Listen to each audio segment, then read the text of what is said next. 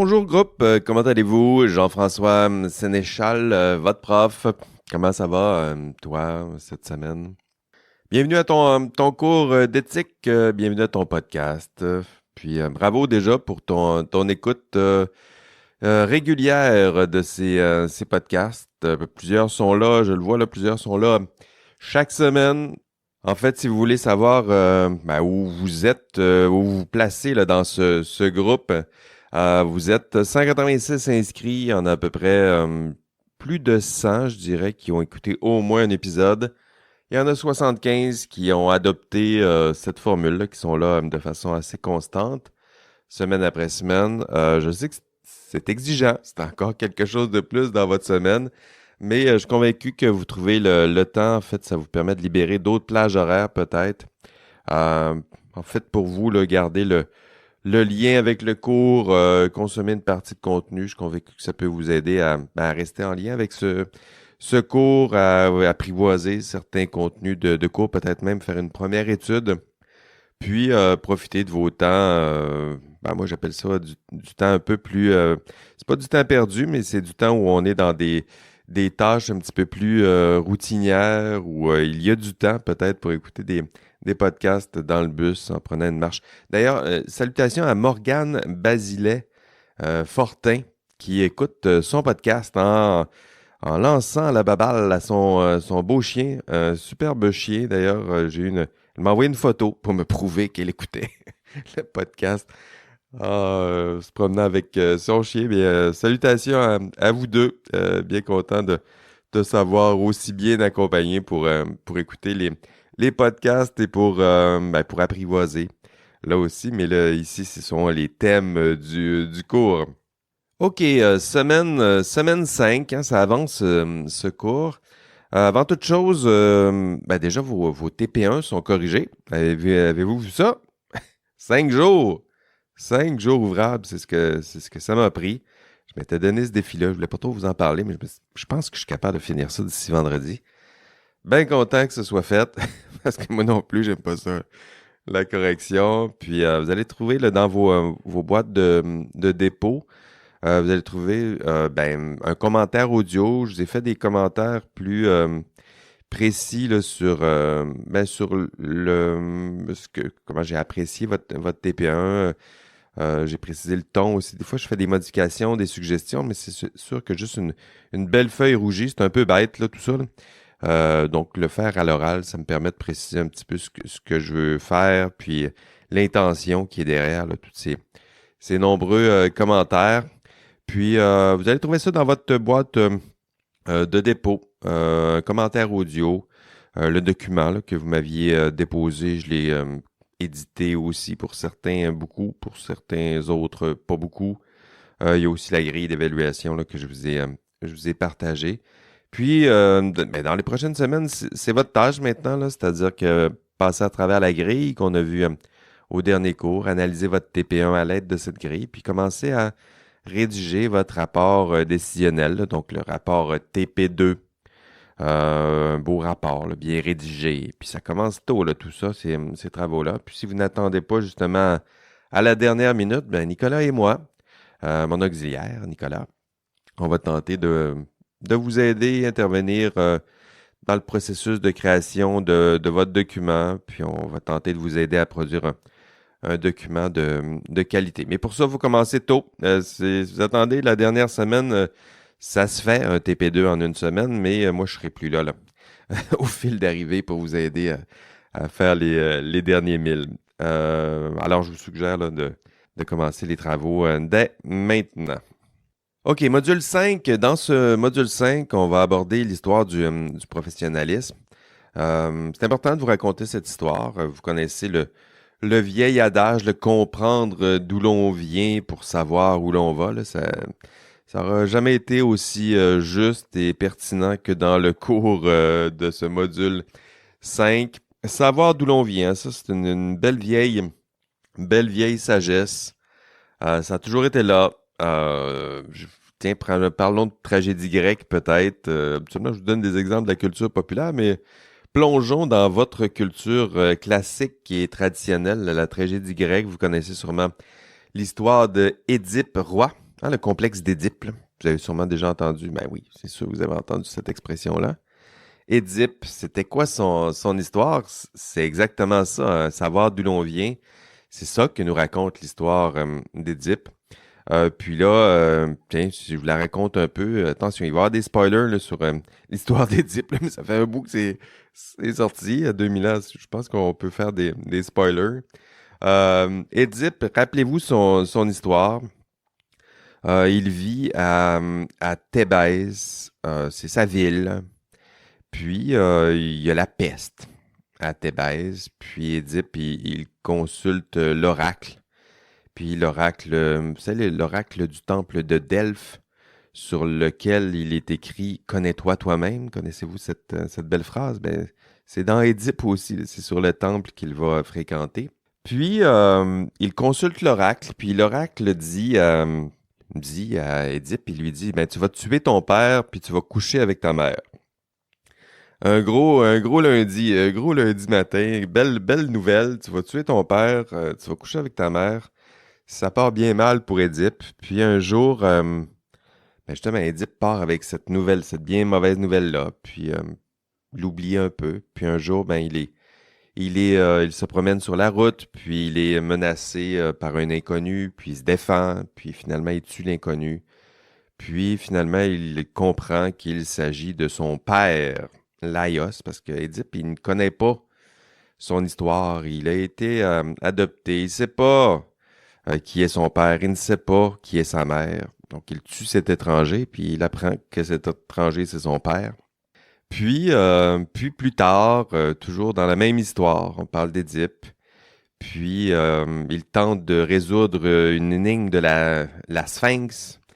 Une énigme, c'est sûrement l'énigme la plus classique là, que vous avez entendue mille et une fois. Tiens, je vous la pose. Sûrement que vous savez la réponse, là, mais ça va être notre indice, tiens, de la semaine. OK, l'indice cette semaine, ça va être la réponse de l'énigme de la Sphinx. Puis la Sphinx pose la question suivante à Édipe. Quel être pourvu d'une seule voix, V-O-I-X, là, quel être pourvu d'une seule voix a d'abord 4 jambes le matin, puis 2 jambes à midi et 3 jambes le soir? Et l'indice cette semaine, c'est la réponse à cette question. Puis si vous ne savez pas la réponse, ben posez-la sur Internet. Là. Vous vous allez la trouver, puis ce sera notre indice de la semaine. Et Édipe réussit à trouver la réponse. Puis triomphe donc de l'énigme de la Sphinx. Puis il gagne le droit d'épouser la belle reine de la ville. Et la belle reine s'appelle Jocaste, avec qui il partagera le lit. Si vous voyez ce que je veux dire. Puis j'espère que vous voyez arriver l'autre punch parce que Jocaste, il l'apprendra bien plus tard. C'est aussi sa mère. Ben oui. Et le pauvre Édipe, il ne sait plus ce qui se passe, il ne comprend plus. Puis il a tué son père, il a couché avec sa mère, puis il en peut plus, il s'arrache les yeux. Ah, ça finit mal. Ça finit bien mal. Mais vous voyez toute la tragédie de tout ça, puis la symbolique, là, c'est-à-dire que bon, il ne connaît pas ses origines, il tue ce qui est le plus précieux peut-être pour lui, puis il s'arrache les yeux, donc il se prive de la lumière, de la connaissance. C'est un petit peu la symbolique qui est derrière tout ça. Puis, donc, savoir d'où l'on vient, hein? Pour éviter que ça finisse aussi mal, peut-être. Puis, d'où l'importance de vous raconter un petit peu vos origines pour savoir d'où vous venez. Demain en classe, je vais vous raconter votre histoire, vos origines, à partir de la littérature pertinente. Là, il y a plusieurs études en sociologie historique aussi, là, où on a bien documenté l'histoire de vos professions, du système professionnel. Puis dans ce podcast, je vais vous raconter l'histoire en classe demain, mais je vais vous la raconter aussi dans ce podcast. Ça vous fera 2 versions de l'histoire. D'ailleurs, je vous invite à lire les chapitres 1 et 2 de l'ouvrage de Legault, où lui aussi vous raconte cette histoire.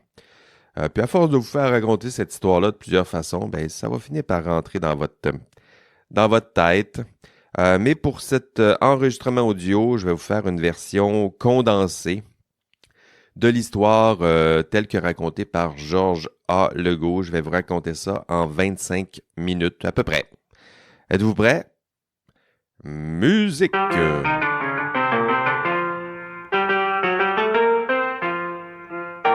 L'histoire du professionnalisme commence au tournant des années 1930-1950. En fait, c'est là qu'on va commencer notre... On pourrait reculer bien plus tôt, mais disons qu'on va commencer là. Et que se passe-t-il au tournant de 1930-1950?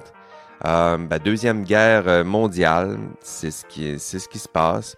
D'ailleurs, pour essayer de suivre le récit pendant ce podcast, moi, ce que je vous propose, c'est d'avoir en tête vos grands-parents. C'est à peu près la même date, là, grand-papa et grand-maman. Je ne sais pas c'est quoi leur nom. Dans mon cas, moi, mon grand-père s'appelait François. Mon autre s'appelait Silvio. Et je les salue là où ils sont. Mais vous, prenez soin de vos grands-parents. Ayez ça en tête. Je suis sûr qu'ils sont encore tout près de vous. Ils portent une belle sagesse. Et justement, cette sagesse, ça va vous permettre de reconnecter avec l'histoire du professionnalisme. En 1930, vos grands-parents, en fait non, pour reculer à 1930, ce serait plus vos arrière-grands-parents. Ayez en tête vos arrière-grands-parents, les parents de vos grands-parents, puis imaginez-vous des personnes qui sont comme vous, là, c'est-à-dire qu'ils sont passionnés de sciences, de technologie, puis ils ont toutes sortes de projets en tête. Puis dans leur cas, c'était construire nos villes, nos routes, nos usines, exploiter les terres, exploiter les forêts, baliser notre coin du monde. Puis, vos arrière-grands-parents ont décidé de se regrouper autour de certaines valeurs, de certains projets, de certains idéaux, ambitions. Puis, on est en 1930, puis on se regroupe, puis on va créer des corporations professionnelles. C'est les premières associations, en tout cas, c'est celles qu'on peut retracer le plus loin, disons, dans l'histoire que je vais vous raconter, les corporations professionnelles qui sont regroupées. Ça ressemble, le modèle, c'est assez plaqué sur le modèle religieux. Le modèle religieux était très populaire à l'époque, là. Donc, on se crée des corporations qui ressemblent un petit peu au modèle religieux. D'ailleurs, vous allez remarquer qu'il y a des signes puis des gestes qui persistent encore aujourd'hui, là.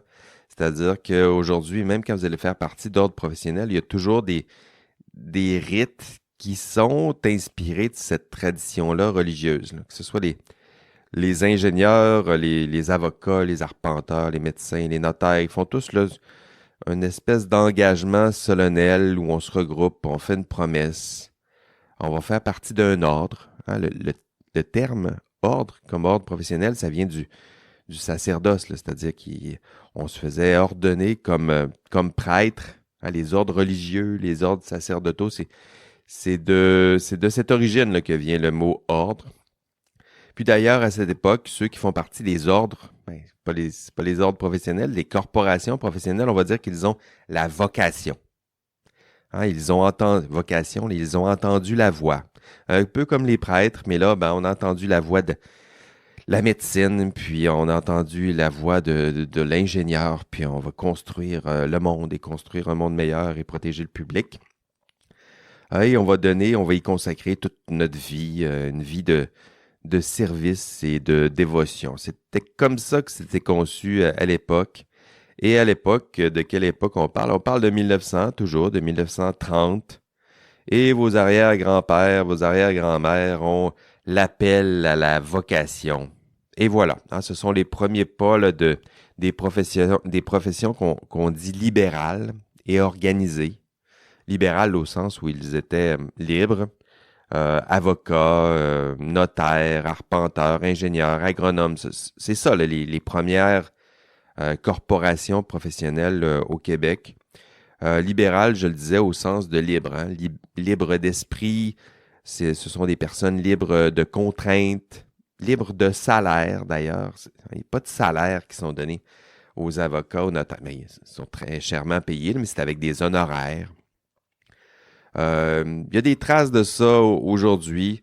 J'en parlais un peu plus tôt, là, la cérémonie du jonc chez les ingénieurs, là, c'est exactement ça. Là. C'est un beau rite de passage. On se tient par la main, on chante les louanges des idéaux de la profession. Puis, vous allez voir, c'est un rite de passage un peu anachronique, un peu étrange. J'ai hâte de voir ce que... Vous me direz ce que vous en pensez de tout ça. Je vais peut-être ouvrir un forum là-dessus, mais moi, je trouve ça quand même émouvant de voir ce genre de geste. La tradition, moi, ça m'émeut encore. C'est-à-dire qu'un geste répété là, d'une génération à l'autre, on répète le geste, on comprend pas trop la symbolique de tout ça, puis le sens, mais on le répète peut-être en faisant confiance un peu à la sagesse de celles et ceux qui nous ont précédés. Mais ça m'émeut encore, là, le mystère de tout ça. Et on est en 1930-1950, je le disais, on a des beaux regroupements, on s'est regroupé sur un modèle calqué sur le modèle religieux. C'est un modèle où on se donne des valeurs, on se laisse guider par des valeurs, on se laisse guider par l'excellence de notre discipline. Puis, 1930-1950, on passe à la guerre, 39-45, la guerre. It's the war. War never changes. Et puis, fin de la guerre. Voilà, c'est fait. C'est fait. Ça s'est bien passé pour vous. Hein? Et retour post-guerre. Celle-là, vous connaissez un peu mieux l'histoire, hein, ce qu'on appelle Au Québec, sociologiquement, il se passe quelque chose d'important. Ce qu'on appelle le baby boom. Les baby boomers. D'ailleurs, je me fais souvent traiter de baby boomer. Je l'ai fait sur un meme. Il y a un étudiant qui me traitait de baby boomers. Je suis pas un baby boomer. Moi aussi, j'en veux aux baby boomers. Peut-être pas pour les mêmes raisons que vous, là, mais les baby boomers, c'est une belle, grande génération, mais ils sont nombreux parce que post-deuxième guerre, il faut repeupler la société, repeupler le Québec. Puis sociologiquement, là, ça va influencer à peu près tout au Québec. Avoir un si grand nombre, ça va influencer la politique pendant des années, sinon l'histoire même du Québec pendant plusieurs années. On est autour de 1950 et il va y avoir plusieurs bouleversements qui sont liés à cette arrivée massive des boomers. D'abord, décroissance du travail manuel. À l'époque, c'est ce qui se passe là. Le travail manuel post-deuxième guerre, il y en a de moins en moins. On a moins en moins de besoin d'ouvriers. On a de plus en plus de besoin de personnes pour exercer un travail intellectuel, un travail de bureau. Ce qui fait en sorte que cette masse va se rediriger vers les formations plus intellectuelles, formations universitaires notamment. Ce qui va faire une forte pression sur l'enseignement universitaire. Là, on est au tournant de 1960 peut-être. C'est ce qu'on appelle au Québec la Révolution tranquille. Il y a une révolution, mais il n'y a pas de sang qui est versé. C'est pour ça qu'on dit que c'est tranquille. Là. C'est une révolution à travers le savoir, l'éducation, la pression des baby boomers sur exactement ça, là, sur le savoir, l'éducation. Puis, développement du savoir universitaire. C'est ça. En 1950-1970, c'est une période très féconde. Pour vous, là, c'est carrément vos grands-parents. Hein, vos grands-parents ils sont nés, là. Ce sont eux, les baby boomers.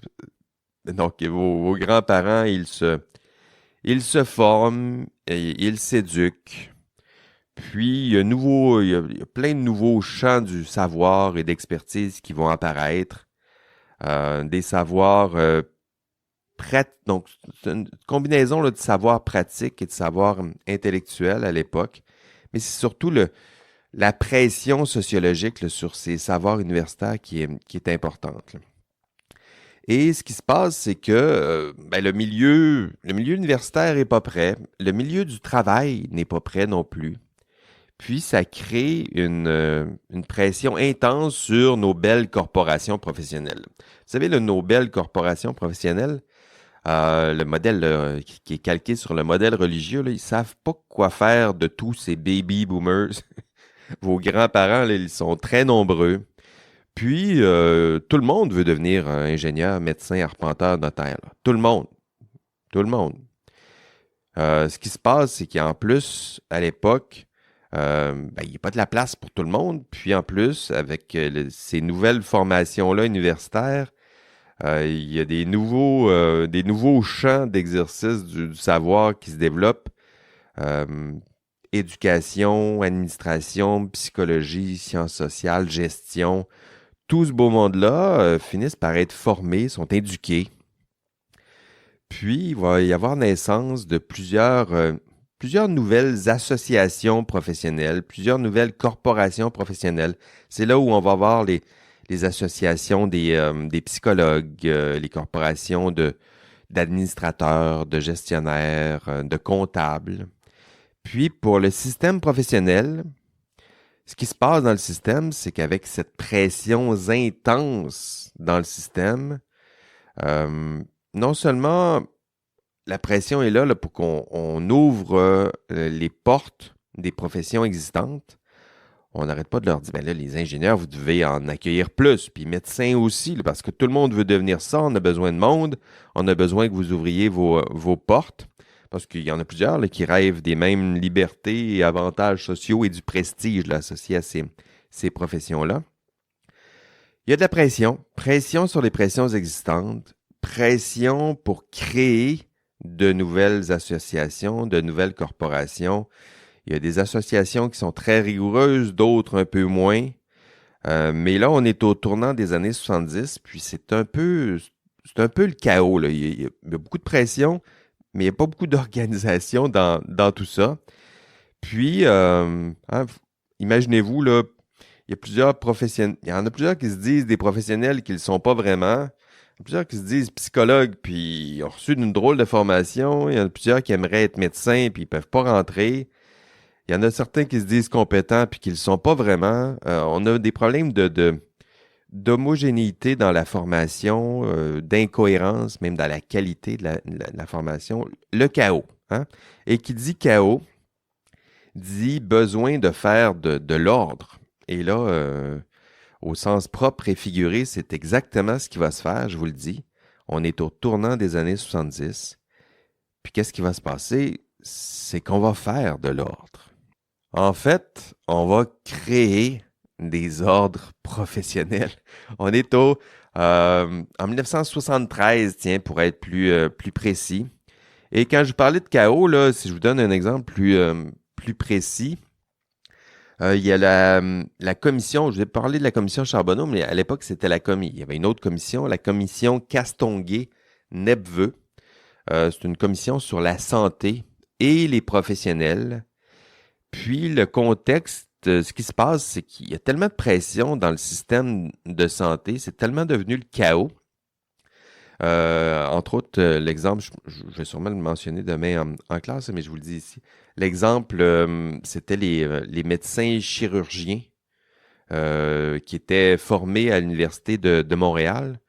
Ce qui se passe, c'est qu'ils sont formés à Montréal, puis les ordres professionnels refusent. En fait, le collège des chirurgiens, des médecins chirurgiens refuse de reconnaître que la formation à l'Université de Montréal, elle est pertinente, elle est valide, elle est valable. Puis imaginez, vous formez à l'Université de Montréal, puis à la fin de votre formation, on refuse que vous soyez reconnu comme médecin chirurgien. Ça grogne, puis ça grogne fort. Puis lorsque ça grogne fort, qu'est-ce qui se passe? Ben, on se retourne souvent vers le législateur, hein, vers celles et ceux qui créent des lois. Et on va créer des lois. Hein, on va créer des lois pour faire de l'ordre. On va créer des lois spécifiques qui seront liées, presque pour toujours maintenant, à l'idée même d'un ordre professionnel. Je le dis encore, on est en 1973, on va créer le Code des professions. Hein, c'est lui le document fondateur. C'est un document qui a force de loi. C'est une loi. le code des professions. C'est dans ce code qu'on va déterminer qui peut utiliser des titres professionnels. À partir de 1973, ce sera déterminé dans une loi qui peut prétendre être un ingénieur, un chimiste, un arpenteur, géomètre, là. C'est dans la loi. Qui peut être médecin, c'est dans la loi. Qui peut poser même des gestes, hein, le geste médical, un avis agronomique, un avis d'ingénieur, tout ça, là. Qui peut manipuler des produits chimiques, qui peut faire produire un certificat de localisation. Ces actes-là, désormais, c'est encadré par des lois. Des lois qui disent qui peut prétendre au titre et qui peut poser des gestes. Et ça, c'est au tournant de 1973 qu'on a ça, puis j'espère que vous prenez la mesure de la force et de l'ampleur de ce changement social, mais aussi ce changement au cœur du système professionnel. Alors, on le voit là, c'est une profession qui se définissait, hein, quand je vous racontais l'histoire du professionnalisme, au début, c'est des personnes qui s'associent, qui se donnent des valeurs, qui se donnent des standards peut-être, mais là, c'est la loi là, qui, depuis 1973, décide de tout ça. Et pourquoi la loi intervient? Justement parce qu'il y avait des problèmes à l'interne, hein, des problèmes d'organisation. Je parlais du chaos, des pressions. Il y avait aussi certaines crises. On faisait de moins en moins confiance à celles et ceux qui exerçaient leur profession. Il y avait une crise de confiance envers certains membres de certains ordres professionnels. Puis qu'est-ce qui se passe? C'est toujours la même chose. À chaque fois qu'il y a une crise, ça, ce mouvement-là, là, je vous le raconte une fois, là, mais dans l'histoire du professionnalisme, c'est souvent comme ça que ça se passe.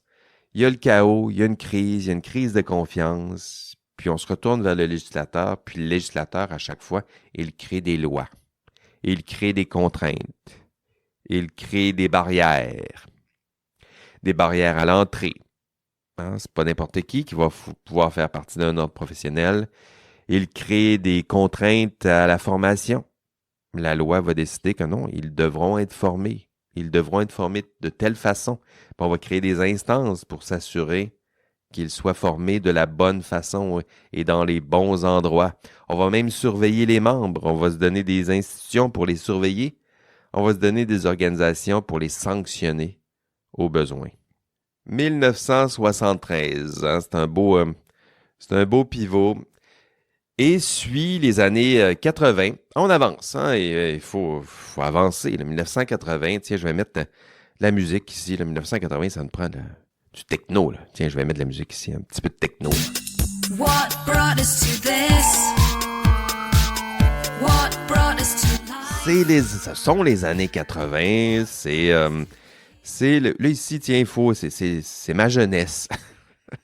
Imaginez votre prof là, avec des chandails fluo trop jaunes, puis avec les cheveux courts sur le top, courts sur le dessus, puis longs en arrière. Là, ça revient un peu à la mode, là, mais dans les années 80, c'était à ça que je ressemblais là, avec mon beau mulet, puis chandail fluo. Puis vos parents ressemblaient un peu à ça dans les années 80. Puis dans le système professionnel, qu'est-ce qui se passe? Mais qu'est-ce qui se passe dans les années 80? C'est intéressant. C'est le mouvement on l'appelle la qualité totale, là, du quality management, total quality management ou le management par la qualité. C'est une mauvaise traduction, mais on va y aller comme ça. Là. C'est la naissance des normes ISO. Hein, connaissez-vous les normes ISO? Les normes ISO dans les années 80, c'est ça qui se passe. C'est-à-dire que on va se donner des normes de qualité, des normes qui traversent les professions, qui ne dépendent plus des acteurs, mais qui dépendent de standards. On va se donner des standards, puis peu importe qui exerce la profession, ce qui est important, c'est pas grave, l'important c'est qu'il respecte les standards. Et pourquoi? Mais pour satisfaire le client. Donc l'idée du clientélisme, là, elle est forte dans les années 80, puis ça vient de là. La satisfaction du client à tout prix, c'est un courant fort, non seulement dans le marketing, mais dans l'histoire du professionnalisme aussi. la qualité à tout prix, les normes ISO, nommez votre chiffre préféré, là, il y a une norme probablement qui est liée à ça. La satisfaction du client, la finalité ultime, c'est ça, là, c'est que le client il soit satisfait. Puis pour vous, là, dans l'histoire du professionnalisme, c'est un passage important parce que c'est important de satisfaire votre client. Ça devient super important dans votre profession. Puis pour vous, votre client, c'est qui? Ben, votre client, pour vous, c'est votre patron. Parce qu'il y en a plusieurs qui pensent que, en fait, si on se place du côté de votre ordre professionnel, le client, c'est pas celui qui paye, là. Celui qui paye, c'est le client de votre patron, peut-être, ou c'est le client de votre employeur, peut-être. Mais pour vous, en tant que professionnel, votre principal client, c'est celui qui est le principal bénéficiaire de vos services. Puis celui-là, c'est qui? Ben, c'est souvent votre patron. Et cette idée-là là, de satisfaire le patron à tout prix ou le client à tout prix, ça va prendre une place importante dans l'histoire du professionnalisme. Puis, d'un point de vue de philosophe, puis là maintenant, ben, vous avez les connaissances pour comprendre ce que je vais vous raconter là. Le modèle qui était là à l'époque là, jusqu'à 1980, c'est un modèle qui est plutôt basé sur l'éthique de la vertu, là. C'est-à-dire que c'est quoi le bon agir, c'est quoi la bonne décision, c'est celle qui sera prise par celui qui incarne la vertu. Qui incarne la vertu? Ben, c'est le professionnel qui incarnait typiquement la vertu, là. C'est quoi la bonne décision? C'est la décision qui sera prise par un professionnel qui lui incarne certaines valeurs comme la protection du public, la santé du public. C'est ça la ritournelle, c'est ça l'argumentaire qui se cache derrière le système professionnel. Puis en 1980, c'est plus ça du tout, là. On va quitter drastiquement le modèle qui est celui de l'éthique de la vertu, puis ce qui compte, ce n'est plus la qualité de l'acteur. Ce qui importe, c'est la qualité de l'acte qui sera posé. Hein? C'est le résultat de l'acte qui sera posé. C'est pas l'intégrité de la personne qui nous importe. Ce qui nous importe, peu importe l'intégrité, ce qui nous importe, c'est la qualité de son geste, c'est la qualité de son service, c'est la satisfaction du client en tant que tel. Puis ça, c'est important parce que d'un point de vue d'exercice de la profession, peut-être qu'il faut le rappeler, le bon geste pour un professionnel, c'est pas toujours un geste qui fait l'affaire du client, hein, qui est souvent le client, rappelons-le, c'est souvent votre patron, là. C'est pas parce que ça fait pas exactement l'affaire du client que c'est pas la bonne décision. Puis c'est pas parce que ça satisfait le patron que c'est nécessairement la bonne décision. J'espère que vous voyez ça, là. Parfois, dans l'exercice de votre profession, il faut justement, au contraire, être capable de poser un geste qui peut être frustrant pour le client, qui peut être frustrant pour votre patron parce que votre objectif, en tout cas, si on prend un petit peu de perspective historique, votre but, c'est pas seulement de satisfaire le client. Oui, c'est de satisfaire le client, mais ce n'est pas uniquement de satisfaire le client. Il y a d'autres idéaux là, qui sont là derrière l'exercice de votre profession. D'ailleurs, ce conflit-là, là, le conflit de ce qu'on appelle le conflit de loyauté, là, on va le laisser en suspens, là, ce conflit-là là, entre votre allégeance au patron, hein, servir le client, puis votre allégeance à la protection du public. Ce beau conflit-là, là, on va y revenir au module 8 lorsqu'on va parler du conflit de loyauté. Donc, je le laisse en suspens, mais gardez en tête là, que c'est entre autres au tournant des années 80 là, que ça va devenir plus prégnant et important, ce genre de conflit-là. Mais donc, on était au tournant des années 80. C'est le mouvement de la qualité totale, c'est le mouvement des normes ISO, du client pleinement satisfait. C'est ça l'idée principale, c'est la satisfaction du client, peu importe. Les vertus du professionnel importent peu. L'intégrité, l'honnêteté du professionnel importe peu. Ce qui est important, c'est que le client soit satisfait. Et on passe des années 80 à 2000. Là, ici, c'est une longue période de temps, mais en même temps, il faut avancer par à coup, là. Parce que ce qui se passe dans les années 2000, c'est du moins dans l'histoire que nous raconte Legault. Legault fait des années 2000 une période de crise et une période de remise en question du système professionnel. Et ben, à l'époque, ce qu'on se dit, c'est qu'est-ce qu'on fait avec ces professionnels-là? Est-ce que le système professionnel a échoué? Est-ce qu'on a besoin du système professionnel? Est-ce qu'on pourrait pas simplement se contenter de juste s'assurer qu'il respecte et qu'il donne un service de qualité? Est-ce qu'ils ont vraiment besoin d'un autre professionnel de ces valeurs partagées-là s'ils ne respectent plus ces valeurs-là? S'il y a il y a plus vraiment de cohésion et de cohérence dans tout ça. Ils ont des beaux idéaux, mais ce qu'on se rend compte, c'est qu'ils ont de la difficulté à les respecter, ces idéaux-là. Ils se disent qu'ils sont là pour protéger le public, mais ils ont l'air d'être là aussi pour servir d'autres intérêts.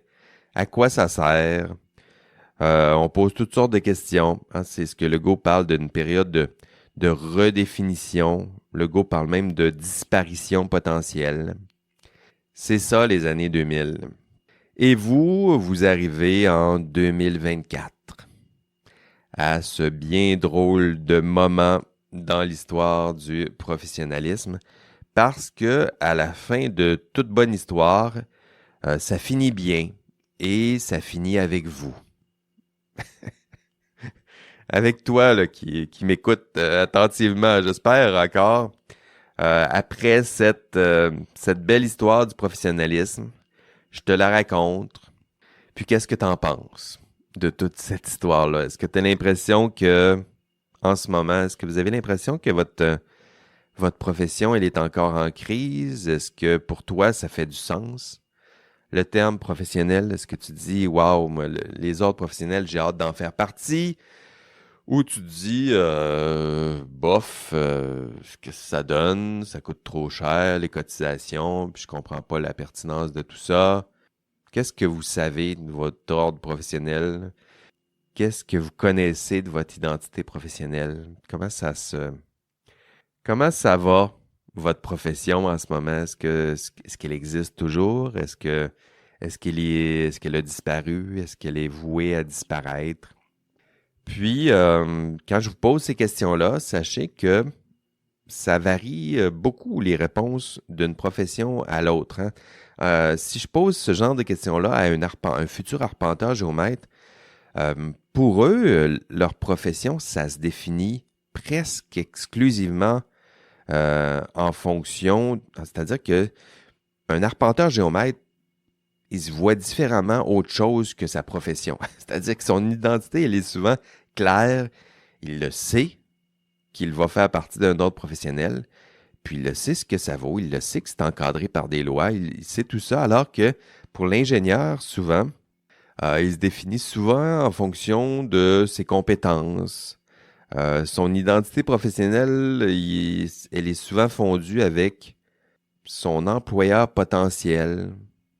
Pour le chimiste, son identité professionnelle, ben, elle est souvent très faible. Souvent, il ignore même qu'il peut faire partie d'un ordre professionnel. Donc, vous voyez, je vous raconte cette histoire-là là, comme si toutes les professions étaient semblables, mais il y a différentes façons de concevoir même la profession d'une profession à l'autre.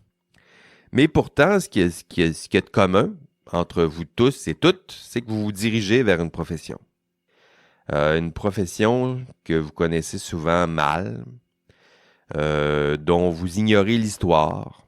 À part ce court podcast, là, vous dites, ben non, je la connais l'histoire, il vient de me la raconter. Mais peut-être, il y en a pour certains que c'est tout ce qu'ils connaissent de l'histoire de leur profession. Donc, vous vous dirigez vers une profession que vous ne connaissez pas, dont vous ne connaissez pas l'histoire, et dont plusieurs d'entre vous doutez même de la pertinence, sinon de la valeur. Et pourtant, ben, vous dirigez vers une profession. Et pourtant, ben, vous avez choisi une profession. En fait, vous ne saviez pas que vous aviez choisi une profession en choisissant un bac en génie, en sciences et génie, mais pour plusieurs d'entre vous, en choisissant votre bac, vous avez choisi d'exercer une profession. J'espère que vous voyez la difficulté, je dirais, existentielle de tout ça, là. C'est-à-dire que vous êtes engagé dans une voie qui vous mène vers une profession, mais dont vous ne connaissez pas l'histoire et dont vous questionnez peut-être déjà la pertinence et la valeur. L'absurde. L'absurde. Avez-vous lu le mythe de Sisyphe de Camus? Il faut lire ça, Camus et le mythe de Sisyphe, parce que c'est de ça qu'on parle. L'absurde, c'est ça, hein? C'est pousser une roche vers le sommet de la montagne. La roche redescend jusqu'en bas de la montagne, puis il faut la remonter jusqu'en haut de la montagne, puis on comprend pas le sens de tout ça. Et pourtant, on pousse la roche jusqu'en haut de la montagne. C'est ça l'absurde. L'absurde, c'est être inscrit dans un programme, travailler fort, un programme qui mène à la profession, une profession dont je ne connais pas l'histoire, dont je comprends difficilement le sens. Comment donner sens maintenant à sa profession? C'est ça maintenant le sens de l'histoire. C'est sortir de l'absurde, puis donner un sens à votre profession, donner un sens à ce que vous faites en ce moment. Hein? Vous vous dirigez vers une profession, vous allez bientôt faire vos pas vers cette profession. C'est le temps maintenant de comprendre ce que c'est. C'est le temps maintenant de comprendre ce que vous allez faire pour donner un sens à ce que vous faites en ce moment. Et si ce que je dis en ce moment, ça vous fait réfléchir, on est sauvé. On est sauvé parce qu'au moins, vous cherchez du sens. Parce que vous cherchez votre propre façon de vous inscrire dans l'histoire du professionnalisme. Parce que vous aussi, en ce moment, vous êtes en train de vous demander, je vais inscrire mes premiers pas dans la voie de mes arrière-grands-parents, de mes grands-parents, de mes parents. Je vais essayer de donner du sens à tout ça. Puis, si ce que je dis, si ça n'a aucun sens, si ça n'a pas de valeur, si vous ne comprenez pas la pertinence de tout ça, je ne vais pas vous inquiéter, mais vous êtes en train de suivre un cours qui vous mène. Vous voyez le cheminement absurde, là? Si pour vous, ça fait pas du sens ce que je dis, là, vous êtes en train de suivre un cours qui vous mène vers un cours que vous n'aimez pas, qui vous mène vers une profession qui, pour vous, n'a pas de pertinence dans votre cursus, puis vous cheminez vers une profession qui n'a pas de valeur, n'a pas d'histoire, n'a pas de sens, puis en plus, une profession qui mériterait de disparaître. Ça aussi, c'est un peu l'absurde. Puis vous racontez une histoire, l'histoire du professionnalisme pendant 25 minutes, vous avez raison. Ce serait une très grande perte de temps. Hein? Ça fait mal, hein? Mais vous le savez, je suis loin d'être aussi pessimiste dans mon bureau ce matin. Au contraire, vous le savez, là, si vous m'avez vu agir dans ce cours-là, si je vous donne ce cours, si je vous enseigne tout ça, c'est que je crois très sincèrement à la pertinence de toutes ces questions et de toutes ces réflexions, là. C'est-à-dire que moi, je pense que c'est pertinent pour vous d'essayer de redonner du sens et de la valeur à votre profession. Puis c'est surtout pertinent de vous raconter tout ça pour vous permettre de reconnecter avec tout ça, hein, de refaire du sens. Puis la beauté, c'est que ça dépend de vous. La beauté de tout ça, c'est que vous avez un pouvoir. Hein? C'est vous, les futurs professionnels de demain. Là. C'est vous qui allez incarner cette profession dans 5 ans. Hein? C'est vous qui pouvez transformer votre profession. Mais avant, fallait savoir d'où vous veniez. Hein? Avant de savoir où on va, il faut savoir d'où l'on vient. Il faut se connaître soi-même. Et cette petite aventure historique sur fond d'histoire du professionnalisme était nécessaire. Je vous en ai fait un trop bref résumé, mais je vous invite à assister demain en classe au cours pour en savoir davantage sur l'histoire de vos prédécesseurs. Voilà, c'est tout pour cette semaine, en tout cas. C'est tout pour ce podcast. Savoir d'où l'on vient pour savoir où l'on va. C'est notre thème cette semaine. On se voit demain en classe, sinon, mais la semaine prochaine. Sinon, dans ce podcast, on lâche pas. Ça progresse bien, il fait encore beau. Ça donne espoir, mais je vous le rappelle, le winter is coming. Je le sais, je le vois. Vous gardez le rythme, vous travaillez fort. Je le vois dans mes stats de ce cours. On lâche pas, on se revoit bientôt. Et d'ici là, ben, travaillez fort, prenez soin de vous. Allez, bye bye.